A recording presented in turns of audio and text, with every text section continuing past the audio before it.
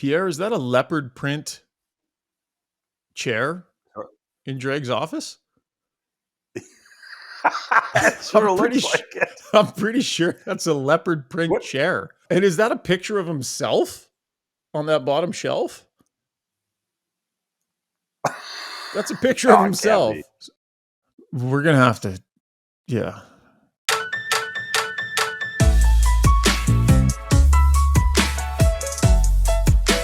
Hey folks, welcome to Got Your Back NHL edition, Friday Roundtable edition. Today on the podcast, Pierre LeBrun, Darren Dreger, and Mike Johnson. Yes, all these brilliant hockey minds, tongue-in-cheek, together in one place, talking trades, talking Leafs, Jets, talking all things National Hockey League. Might be a regular segment, unless it sucks. Then we'll can it and try something else. Also, Terry Ryan's going to be our ultimate arbiter once again in our red card, yellow card, no card segment, and you're not going to want to miss it. This one comes from a true story, and Darren Dreger is going to tear me to shreds. It's going to be a bloodbath.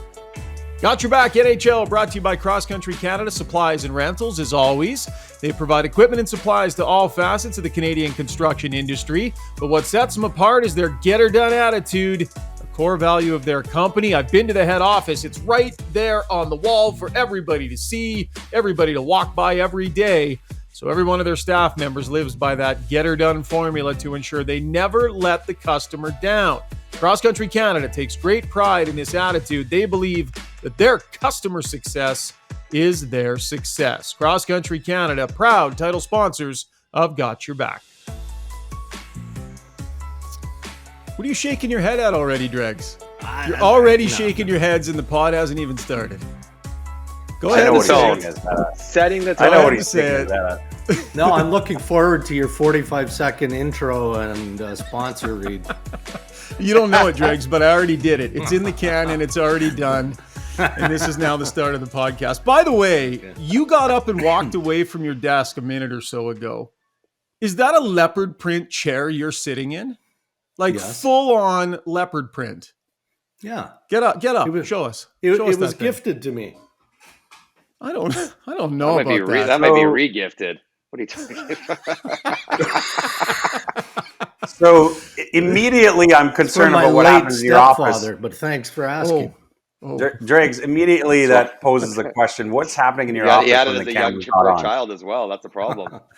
What was that, Pierre? I feel no sympathy.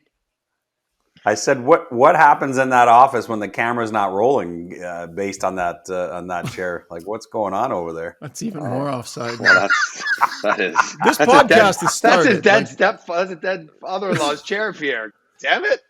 I mean, come on. There's no respect. I will take chirps from two of the three on this. Oh, here we go. This pod. Here we go. But whatever you got on your head, I mean, seriously, like, do you not own a brush? I know that you've lost the number to the person, the Flowbee dealer or whoever normally manages your hair, but that's outrageous. I don't know what's going on. I do need a haircut. Wow. I do need a haircut. To an outrageous start here. By the way, I mean, this is the podcast. It's already happening. So I hope you guys are all okay with everything that's been said so far, because there's no 3, 2, 1, here we go. We've been going since I started talking. Ah, boy, oh boy. Great. Johnny, that was a fun 27 game. minutes to go. Yeah. By the way, so I spent last night, I'm on the phone with the Quizmaster. We're going over content. We're grinding. We're like, we got all these guys. We got to make this podcast good. Grinding on content. He calls me last night. We set up a call this morning. Talked for another half hour this morning talking content. I start sending you guys content on what the podcast is going to be. I've been working my ass off on this.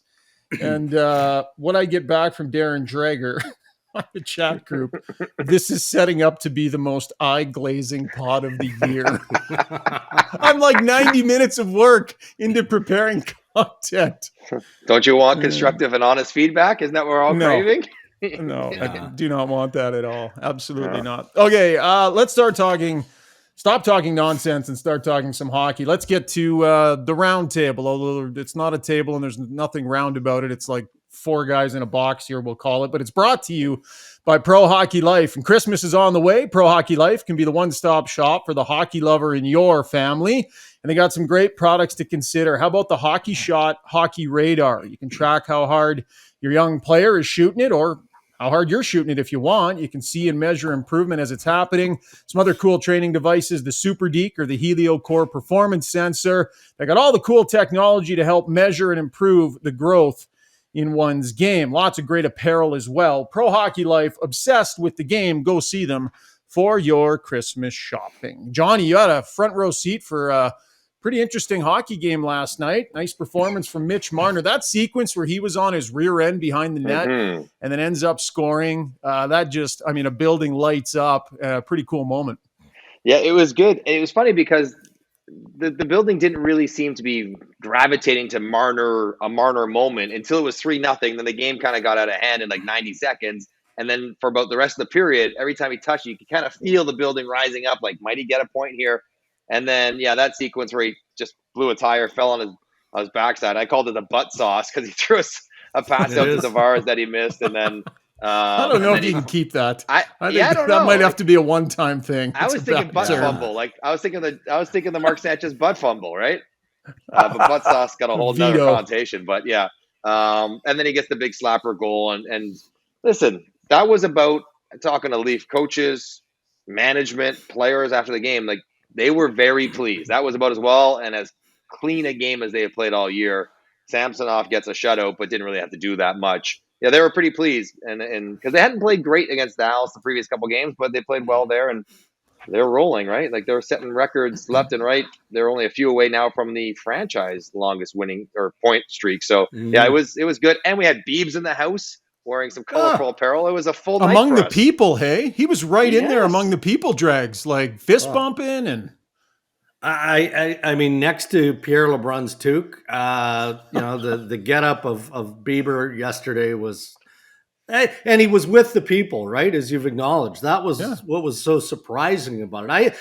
I recognized Hailey Bieber before I didn't even know that was actually Justin Bieber sitting there. I'm watching the game and they keep cutting away, and I'm like, "The hell is going on here? Who is this person?" And then I'm like, oh, geez, that's Hailey Bieber. So I assume that's Justin beside her. But now, you know what? The Leafs are in a real good stretch right now. I mean, that's pretty obvious. But as impressive as the pass was, I don't think that goalies or defense, and Johnny, correct me if I'm wrong here, like Marner isn't noted for that shot. No. Right? We know he's a playmaker. Every player in the National Hockey League can shoot it. Who's kidding who? But for him to tee that thing up, that was a flat-out rocket. So now, if you're a goalie getting set to play the Leafs again, or a defender, you're saying, okay, hold on a sec. I got to worry about this, and now this kid, powders it like that. Just one more thing to add to his arsenal. Yeah, I don't know. I don't know if he's scoring many slappers over goalie shelves. Like, that was perfect, skating into it, pass off the boards. It's like a one-time pass for him, and he got all of it. It was a pretty inspiring game by him, Pierre. He was rolling as he has been now for a month and a half, but we got to get our research on it. What do you think about this, guys? That's 21 games. He must have the fewest amount of points in a 21 game point streak of all time. He's got 28 points only. He's like barely 1.33, which he averaged more than for the whole year last year. Like, he's not getting 3-4 points a game. They're not winning 6-1 every night. He's chipping in close games. It's amazing that he scored so few points, but every single night he gets his one. Yeah. And again, we mentioned this, all of us here on this panel, and I'm not taking anything away from a lot of the other great offensive performances we've had so far this year when you look at the league leaders, but Mitch Marner does not cheat in his game.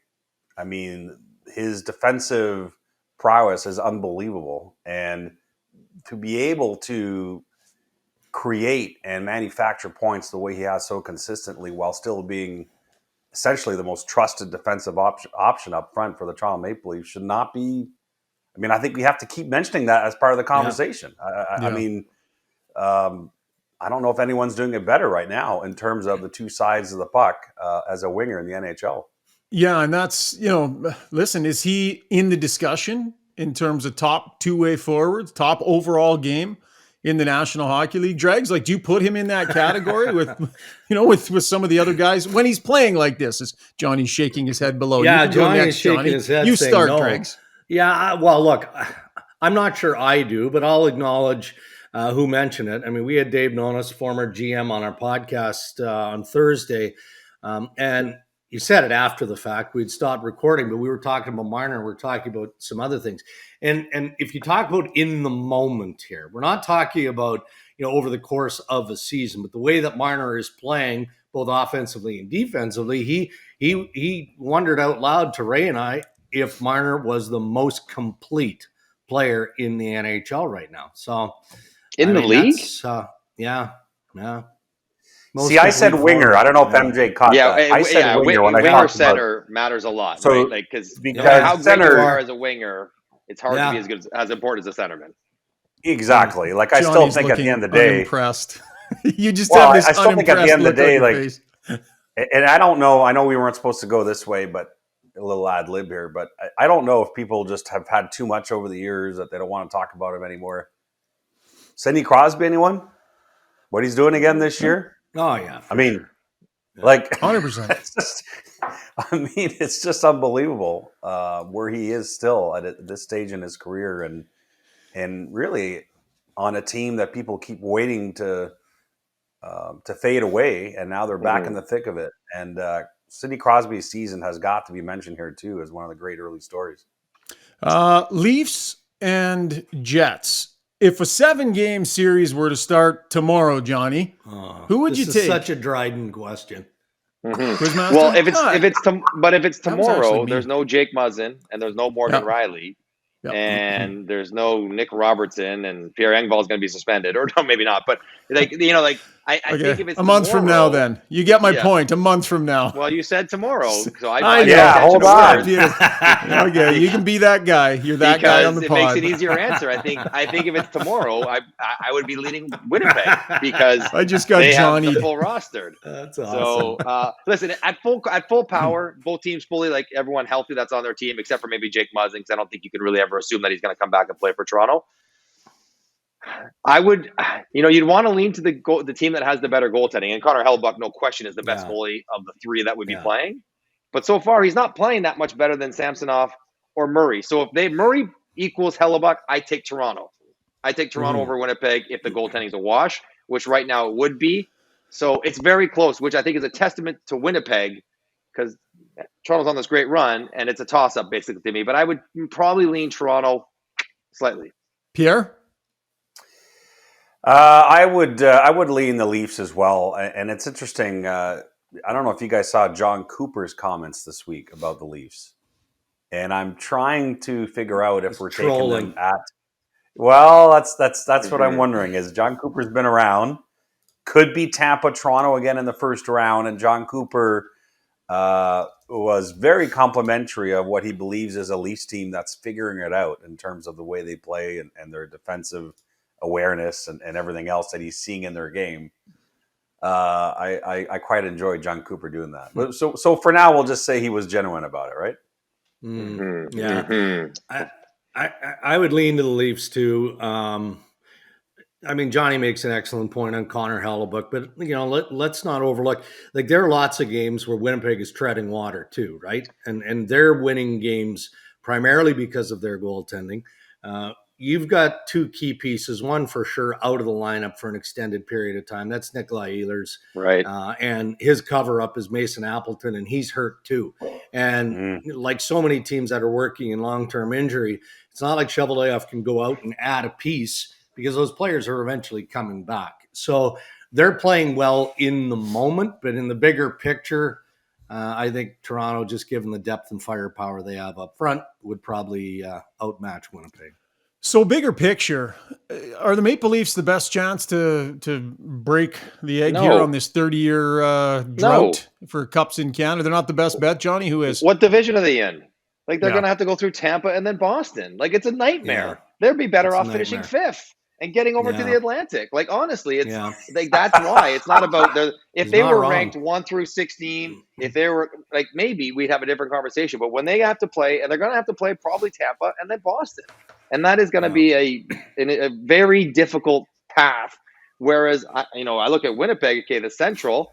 What, like, we're talking Dallas, and we got Minnesota floating around, and Nashville. Like, it's not nearly. I might say Toronto would beat Winnipeg, but I would say Winnipeg's got a much better chance to get there. And if any of the Alberta teams figure it out, they probably have a better chance to get there as well. Because once you're around it, once you get to the second round, third round, then the possibilities become you can win. So I say no. Even though Toronto might be the best team, they don't have the best chance. I actually still think it's Edmonton right now, believe it or not. So do I. I know they're not playing well, especially defensively. They're not in sync. But at the end of the day, you said big picture, Ryan. Yeah. And you're asking us to look months ahead of time and the path and everything else. I mean, of the Canadian teams, if the like Oilers Stuart get their act Skinner together, and Jack Campbell to lead them to the promised land. well, Interesting. Okay. Outside of Andrei Vasilevsky, full strategy, Cotton. What do you think? I mean, that's a whole other conversation. But how many goalies do you trust right now in the NHL outside of Andrei Vasilevsky and maybe or Igor Shesterkin? Wow. Yeah. And Matt Murray has been brilliant of late. Connor Hellebuck.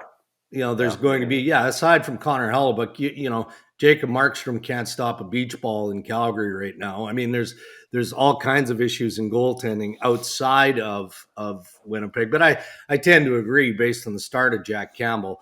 Stu Skinner, let's see how things move out. I feel like, I've kind of poked the bear a little bit this week with Edmonton. Kenny's going to do something on the back end, right? I mean, we know what the holes, the deficiencies that they have. So he either goes super big game hunting, or he plugs a hole and they rely on perhaps a better level of defense and then everything that they've got up front. The experience that Edmonton gained last year, I don't think should be overlooked either. I think that they're a strong possibility. Dregs, so you say super big game hunting. Like, what does that mean? Like, is that Erik Karlsson? Is that Jacob Chychrun? Yeah. Like, what is super big game? Because, like, I think about Karlsson, and of course they're better with him on the team. Yeah. But Edmonton's got Bouchard, who's a right shot offensive guy. They got Barry, who's a right shot almost only offensive guy. Like, yes, Karlsson's better than those guys, but you kind of have that. I mean, are you going to pay the king's ransom for Jacob Chychrun? I don't know if those big name guys would make sense in Edmonton just because the cost and what they do. Yeah. No, that's a fair point. And that's what management has to wrestle with. I don't see Chychrun as being a fit in Edmonton. I don't. I think, Kenny wouldn't be the lone manager in this regard. And I haven't talked to him specifically about this recently, so I'll hedge it that way. Some managers look at Jake Chychrun and obviously see a really good player. But most of them look at a good player with an excellent contract. And that's why Jake Chychrun is that much more attractive. Brandon Hagel. Yeah. So in Karlsson, though, you have to, they're going to at least kick the tires on it. And then it gets into that stratosphere of what's going back the other way. You're giving up on Bouchard.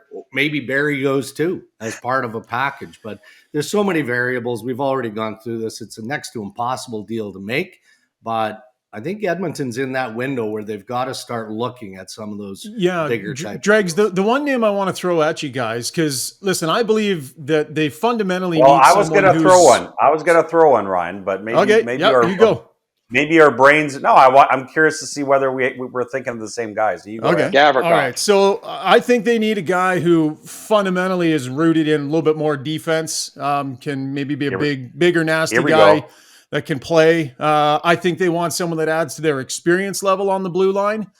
I don't think they want to deal in rentals necessarily. I think they're interested in bringing in people that have contract. Value might be down because the season hasn't been going great. Is his name Joel? His name is Joel Edmundson out of Montreal. That's breaking news. Well, that's only been speculated on for the last month. No, but the point is this. He's not available right now.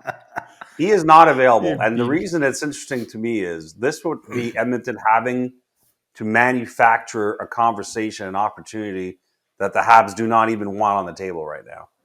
Well, but they do if Xavier Bourgault is in the equation. Bingo. Yeah, and that's where it gets tough. Like Johnny, what is Joel Edmundson? as of right now? Like, what is he? Because they need a top 3 or 4 guy to really move the dial. So what is he, Johnny? He's an awesome guy for starters. Like, he is beloved. Teammates really, really like him around. Good leader, all those intangibles for whatever those are worth. He is excellent in all those areas.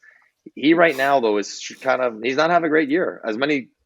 Despite a lot of the Montreal guys having success this year, he's not had a great year. I think he's having trouble catching up. Year. He's having trouble catching up to everybody else. I would be leery. Like, if he's in a depth role with a lot of support and infrastructure around him, okay, yeah, he can totally help you out. But you put him in Edmonton, who's looking for him to supply that infrastructure, that stability. I think they would be. If you're thinking he's going to come in and settle everything down, I think they would be disappointed. All right, I disagree, but respect that. Pierre, you think he's got a little more? I mean, I think Joel Edmundson would be at his best in the playoffs, though, right? Maybe not, game 1 to 82, Stanley Cup champion, showing his best, but maybe in the playoffs there's some quality there that team could use if there's an uptick in his play in the playoffs, which I think he has a history of showing. Let's play match game really quick here, guys. I'm going to throw out some names, and you tell me where you think they potentially could end. Dregs, you brought up Jacob Chychrun. Not necessarily feeling Edmonton is a good spot to start. We'll go Dregs, Pierre, then Johnny. Where do you think, Dregs? What are we looking at? Well, I'm hesitant to say this, but I'll say Ottawa, because Ottawa just they need help. They've needed help for how many seasons now on that back end, and age dynamic matters, right? And they've got that group with Brady Tkachuk and those young pieces. And they've got the prospects to make a package that Billy Armstrong and the Arizona Coyotes want in return. So it would be Ottawa for me. Pierre? I don't want to say Ottawa because Dregs already said Ottawa. I mean, that would be my pick too. So I'll pick another team that was in it last year and then I think faded away on it. But now I wonder, they're trying to get some consistency in their game right now. I'm going to say the LA Kings, who are loaded on the right side. But I think could really use them on the left to sort of balance out what's happening there. And the Kings really want to remain a playoff team, obviously, after breaking through last year. I don't know. It wouldn't surprise me if Rob Blake poked his nose back in there. Yeah, and they got the prospects. Kings have a boatload of prospects that they could. I always kind of go off the radar. What about Detroit? Detroit's taking steps in the league. They're much better. Lalonde is doing a great job. They need help on defense, though. They don't have the bodies, right? They don't have the personnel. They got Edmondson's coming, but they have Seider if Hronek's having a good year. But left side, I think they could use an uptick there. They can afford him contract-wise. I'm not sure about their prospect base, but I just look at teams that could use that kind of guy for the next several years, and he kind of fits where Detroit's at. Sherratt, Osterley, Haig, over on that left side. Bo Horvat will go. For me. Yeah, there you go. We'll go reverse order here, Johnny. You can start. Bo Horvat. And by the way, you can say staying put if you want. Well, I think he's going to go to. So this is why I look at Vancouver. They're going to sign Bo Horvat. If they sign Bo Horvat, they're going to have to trade JT Miller. And they're probably exploring both things at the same time. Like, if we sign Bo, what's the market for JT? If we can't trade JT, there's no market, then maybe we can't sign Bo. He's going to score 50 goals. Like, what's that worth? $9 million? 63, 72? Like, what are we talking about here? I think maybe if he has to go somewhere, Carolina. They need a second-line center. Kotkaniemi is not it. They want to get a run at the Stanley Cup right now. I think he'd be a perfect fit there. The other, I'll answer this in a quick second, but the other interesting thing with Bo Horvat, if the Canucks decide to trade him, is that I've also talked to some teams who aren't playoff bound in likelihood, but would like to get into that conversation if they can sign him in the moment. So keep that in mind as well in terms of just fast forwarding July 1st.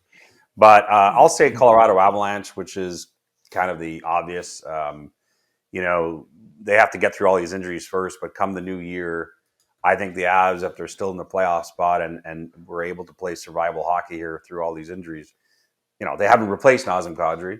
And I think that they will be as aggressive as any contender in terms of trying to add before March 3rd. So I could see that happening.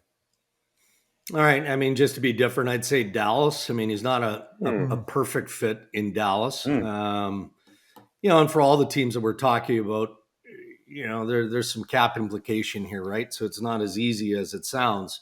Mm-hmm. We know Dallas is looking to add to their top six. They'd like to add a piece that maybe complements what they've got in Marchment and Tyler Seguin on that line again. So maybe not a perfect fit there, but it feels like the Dallas Stars are in that market. Hey, question for you, Ryan, or group. Yes, sir.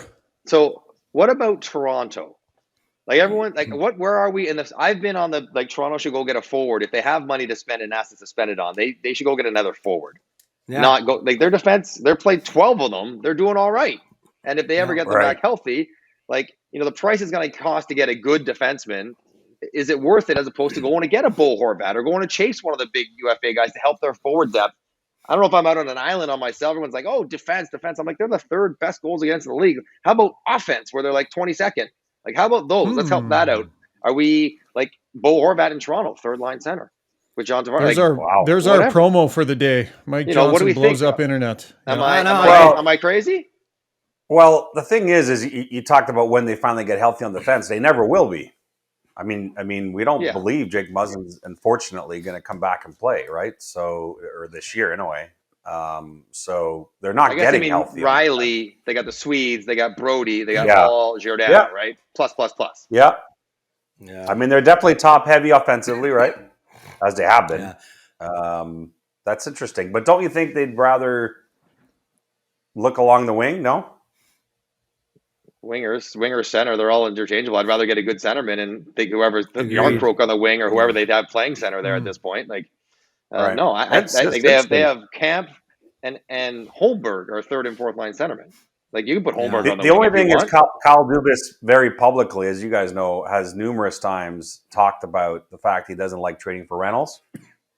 Does he make an exception? I mean, he did trade. He traded for Nick Foligno. He got stung bad. Yeah. Okay, Pierre, we'll start with you on this one. Patrick Kane.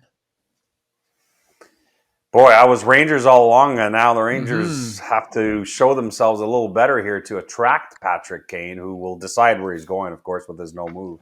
It's not going to be an auction for Patrick Kane. It's going to be like Claude Giroux, where Pat Brisson says, okay, this is where we're going. Boy, all right, how about this? Because they're hanging in there. They're playing well. How about the New York Islanders? Matthew Barzal and Patrick Kane on the same line. I like it. Johnny? I go with the obvious, man. It's the Rangers. He wants the Rangers. I thought when they played last week in New York, I thought he might just stay there at MSG. And the Rangers, I just did their game. There's a lot of turmoil going on right now. They're not pleased with what's happening there. And I think they would be willing to make a swing. So if he's got to have some control, I think that could be a good destination. Get him back with Panarin, get him on Broadway, get him on MSG, the whole bit. I think it's a good fit. Yeah, I think the Rangers are a good fit, but I look at Los Angeles as well.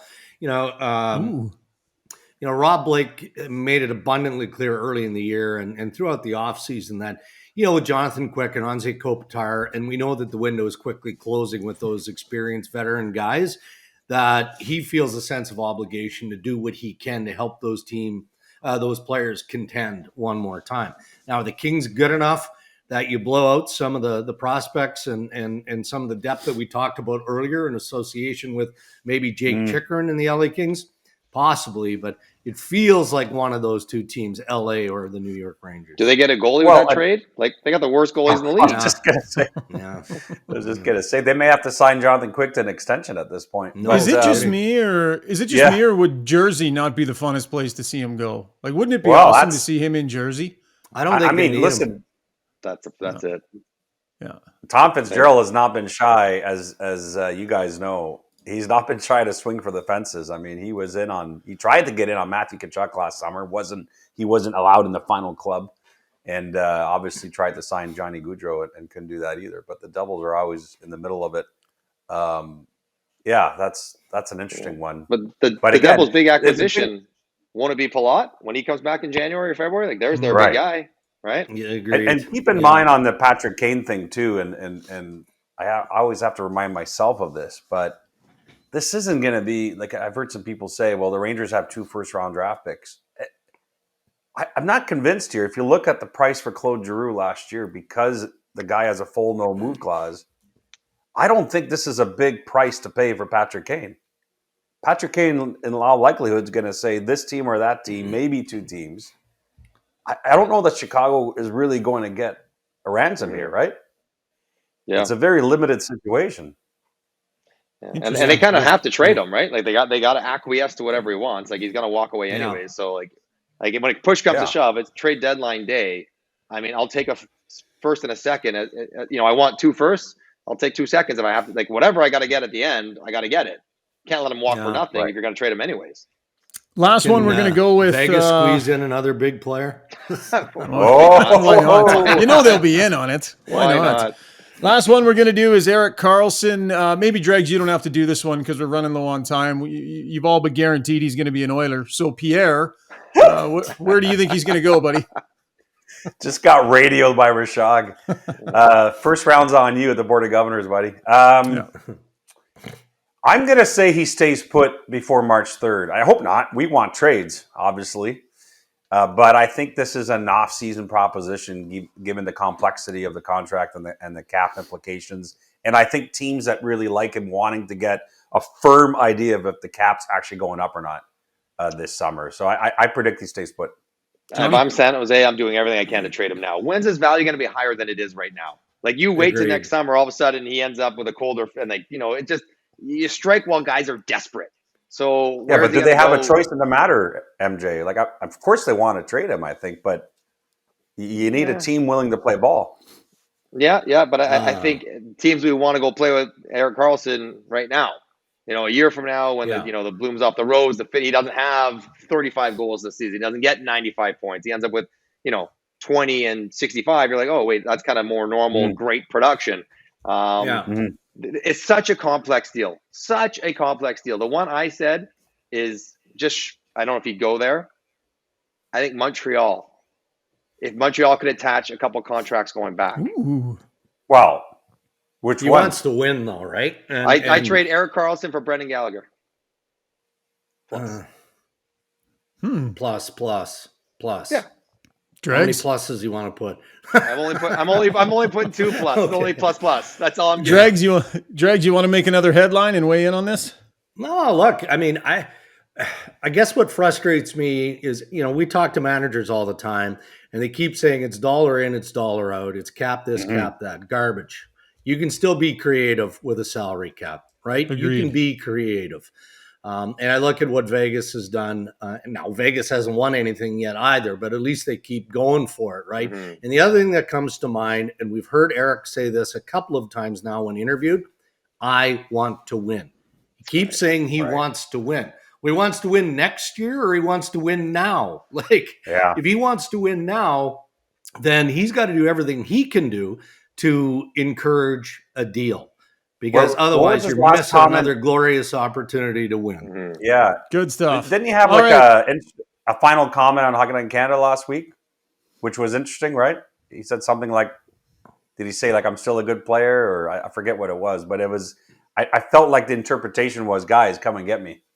Yeah, should be. He's open for business. All right. Great stuff. Last word on that can go to Dregs because he's got the scoops. Oh, this is big. That's my favorite soundbite on the podcast. How is that? Right there. Hey, we got that one last year. Sounds like a porn. This is big. All right, before we wrap up, Mike White. Johnson has a heart out here time-wise, so we got to get going on red card, yellow card, no card, everybody's favorite game show. Dregs, you're going to like this one this week. Okay. And you're going to want to correct me, I'm sure, on the scenario. So here it is, fellas. Question. Here we go. Your judgment. Red card, yellow card, no card. You're at a business conference. You're sitting at a bar with a couple of colleagues from another company, and he offers to buy you a drink.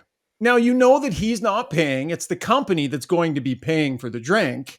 And so you ask the bartender, like, what kind of scotch do you have? And he takes you through his assortment of scotches. And so you order an Oban, right? 1 ounce of Oban. Generally known as a decent scotch, right? Decent. Turns out it's a $46 drink when the bill comes and awkwardness ensues. Didn't know it was going to be $46. Red card, yellow card, no card for going with the Oban off the top shelf. Red card for me. Hard red card. Because if you're a Scotch drinker, you would know that that's an expensive ounce of liquor. And number two, the scenario you've presented was actually an NHL employee. So you should never allow an NHL employee to buy you a drink. Oh, being outed. Wow. Shoggy, what did you do? I think that there was an exchange of drinks being bought, taking turns buying rounds, if I recall Wouldn't correctly. be you, Dregs. but anyway. All right, red card for Dregs. Pierre, what do you got? Thanks, Dregs. I'm going to go red card too because, and it's not even specifically in this scenario, although I know nothing about Scotch, so I'm kind of flailing away here. But just in general, if someone's buying me a drink, I honestly couldn't live with myself going at the top. I go somewhere medium. Johnny. Advanced green. Run up the tab. It's not on you. Who cares? Love it.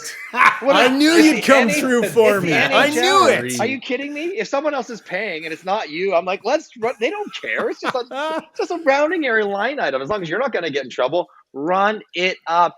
Oh, Give me a, love make it. it In this a case- double. Make it a triple. In this case, Make they it a care. double. Johnny, I knew you'd have my back. I love it. know All it. right. None of your opinions are worth squat because we have the ultimate arbiter here on Got Your Back. Terry Ryan, Ted Hitchcock from Shoresy, the ultimate arbiter of all things. Here is his ruling. As the ultimate arbiter, I say red card on the play. Even though he's offered to buy you a drink, $46 is an ignorant order. His company could probably afford a $200 drink or a $500 drink. What's the limit? It's also bad karma to take advantage of a situation so blatantly. Yes. That's The right. great philosopher Socrates once said, "He who is not contented with what he has would never be contented with what he would like to have." In other words, greed is tempting, but addictive and lonely. Bad karma, bad play. Red card, final answer. Hey, Ted Hitchcock from Shoresy. Green I card. think that's the first time all year we've Johnny, agreed. Johnny, you and I are on the same page, buddy. I can't wait to have you buy me a drink next time we're on the road together, buddy. Looking forward to it. no. As soon as I have a company card, you can have it. No problem. Hey, all right, that's going to wrap up the podcast, folks. Guys, thank you for your mediocre contributions today. Thank you for your downloads and your subscriptions.